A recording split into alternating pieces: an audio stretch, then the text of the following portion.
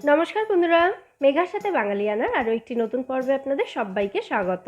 আজ আপনাদের সাথে শেয়ার করছি সম্পূর্ণ নিরামিষ ভোগের খিচুড়ি রান্নার রেসিপি। আর এই খিচুড়িটা আমি এক পাকে রান্না করে দেখাবো, তাতে রান্নার সময়টাও অনেকটা কম লাগবে আর স্বাদও কিন্তু অনেকটা বেশি হবে। আর আলাদা আলাদা করে চাল ডাল সেদ্ধ করা বা মশলা মেশানোর ঝামেলাটাও থাকবে না। তাহলে চলুন ঝটপট রান্নাটা শুরু করা যাক।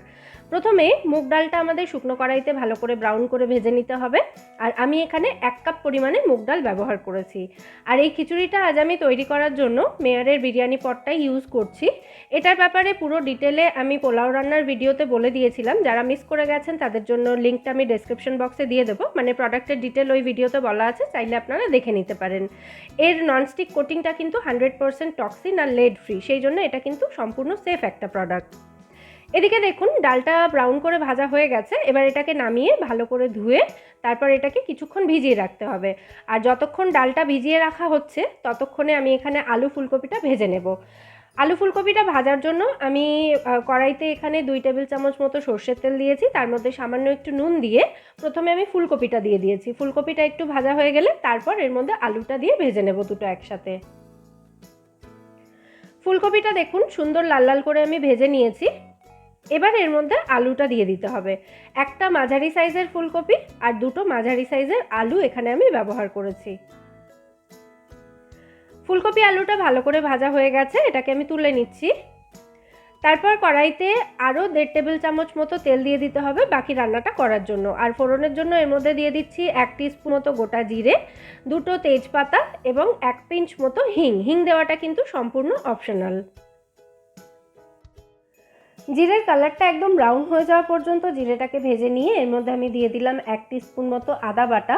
আদার কাঁচা গন্ধ চলে যাওয়া পর্যন্ত এবার এটাকে ভালো করে ভেজে নিয়ে তারপর এর মধ্যে সামান্য একটু জল দিয়ে এরপর আমি এর মধ্যে গুঁড়ো মশলাগুলো মেশাচ্ছি। আমি এখানে গুঁড়ো মশলার মধ্যে 1 টিস্পুন হলুদ গুঁড়ো, 1 টিস্পুন জিরে গুঁড়ো এবং স্বাদ মতো লঙ্কা গুঁড়ো দিয়েছি। মশলাগুলো ভালো করে মিশিয়ে নিয়ে এটাকে ঢাকা দিয়ে কষিয়ে নিতে হবে মিডিয়াম ফ্লেমে রেখে, যতক্ষণ না মশলা থেকে তেল ছেড়ে আসছে সেই সময় পর্যন্ত।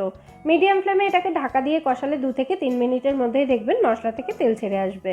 এটাকে আমি ঢাকা দিয়ে দিলাম আর এই সুইচটা তুলে দিলাম, তাতে ভেতরে সমস্ত স্টিম কিন্তু বেরিয়ে যাবে। এই প্রোডাক্টের এই যে ঢাকনাটা রয়েছে এটা কিন্তু স্টিম কন্ট্রোল করতে পারে, তাতে ওভার বয়েলিংয়ের কোনো চান্সেস থাকে না। আমি এই প্রোডাক্টটা ইউজ করে আপনাদেরকে রিভিউ দেবো বলেছিলাম, সেই জন্য আরও একবার এগুলো বলে দিলাম। মশলাটা ভালো করে কষানো হয়ে গেছে, এবার এর মধ্যে জল ঝরিয়ে রাখা ডালটা দিয়ে দিলাম। ডালটা মশলার সাথে ভালো করে মিশিয়ে নেওয়ার পর আমি এখানে ভেজে রাখা আলুর টুকরোগুলো দিয়ে দিলাম। কারণ আলুটা সেদ্ধ হতে একটু সময় লাগে, সেই জন্য ডাল সেদ্ধর সময় যদি আলুটা দেওয়া হয় তাহলে আলুটা পারফেক্টলি সেদ্ধ হবে। তারপর এর মধ্যে দিয়ে দিলাম আমি জলের পরিমাণটা কিন্তু ভীষণই ইম্পর্টেন্ট, আর ঈষদুষ্ণ গরম জল এখানে ব্যবহার করলে ভালো হয়। ডাল যতটা নেওয়া হয়েছে, মানে 1 কাপ আমি ডাল নিয়েছিলাম, এখানে ডালের 8 গুণ পরিমাণে জল দিতে হবে। মানে 1 কাপ যদি ডাল হয় তাহলে 8 কাপ কিন্তু জল দিতে হবে। পারফেক্ট খিচুড়ি রান্নার জন্য জলের পরিমাণটা খুব ইম্পর্টেন্ট। ভালো করে মিশিয়ে নিয়ে আমি কড়াইটা ঢাকা দিয়ে 10 মিনিট মতো মিডিয়াম ফ্লেমে এটাকে রান্না করে নিয়েছি। তাতে ডালটা অর্ধেকের বেশিটা সেদ্ধ হয়ে গেছে দেখুন। এই সময় এর মধ্যে দিয়ে দিচ্ছি আমি ধুয়ে ভিজিয়ে রাখা গোবিন্দভোগ চালটা।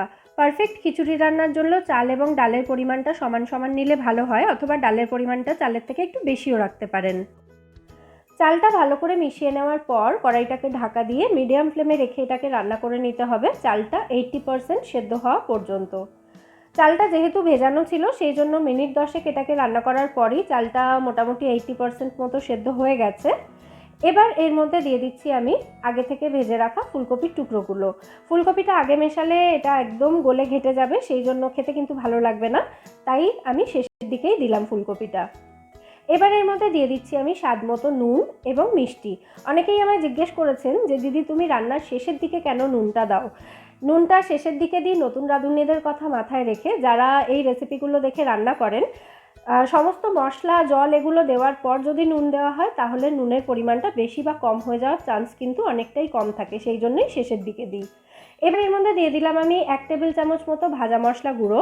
গোটা জিরে, গোটা ধনে, শুকনো লঙ্কা এবং তেজপাতা শুকনো কড়াইতে ভেজে সেটাকে গুঁড়ো করে আমি এখানে 1 টেবিল চামচ দিয়েছি। আর এর সাথেই দিয়ে দিলাম শাহি গরম মশলা গুঁড়ো 1/2 চা চামচ। সমস্ত মশলাগুলো ভালো করে মিশিয়ে নেওয়ার পর কড়াইটাকে ঢাকা দিয়ে এটাকে লো ফ্লেমে আমি আরও 2 মিনিট মতো রান্না করে নিয়েছি। তাতে চালটা পুরোপুরি সেদ্ধ হয়ে গেছে। ঢাকনা খুলে এবার এর মধ্যে আমি কয়েকটা চেরা কাঁচা লঙ্কা এবং 4 টেবিল চামচ মতো নারকেল কোড়া দিয়ে দিলাম।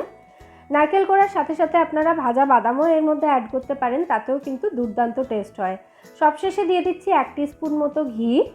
ঘিটা দিয়ে ভালো করে মিশিয়ে গ্যাসের ফ্লেমটা অফ করে দিয়ে খিচুড়িটা ঢাকা দিয়ে স্ট্যান্ডিং টাইমে রেখে দিতে হবে 5 মিনিট মতো। তাতে ঘি এবং সমস্ত মশলার ফ্লেভারটা খুব ভালো মতো খিচুড়ির মধ্যে বসে যাবে। 5 মিনিট স্ট্যান্ডিং টাইমে রাখার পর আমাদের ভোগের খিচুড়ি এখানে একদম রেডি সার্ভ করার জন্য। দেখুন কি ইয়াম্মি দেখতে হয়েছে, আর খেতেও কিন্তু অনবদ্য হয়। অবশ্যই এটা ট্রাই করে দেখবেন বাড়িতে। আর এই কড়াইটা সম্বন্ধে যারা জানতে ইন্টারেস্টেড অথবা আগের ভিডিওটা মিস করে গেছেন, তাদের জন্য আমি কড়াইয়ের লিঙ্কটা দিয়ে দেব ডেসক্রিপশন বক্সে, আর সাথে ডিসকাউন্ট কোডটাও এখানে মেনশন করে দেব, চাইলে দেখে নিতে পারেন। তাহলে আজকের এই রেসিপি আপনাদের কেমন লাগলো সেটা অবশ্যই আমায় জানাবেন। রেসিপি ভালো লাগলে ভিডিওটাকে একটা লাইক এবং শেয়ার করে প্লিজ আমার চ্যানেলটা সাবস্ক্রাইব করে নেবেন যদি এখনও না করে থাকেন। ফিরে আসবো নতুন কোনো রেসিপি নিয়ে। সবাই খুব ভালো থাকবেন।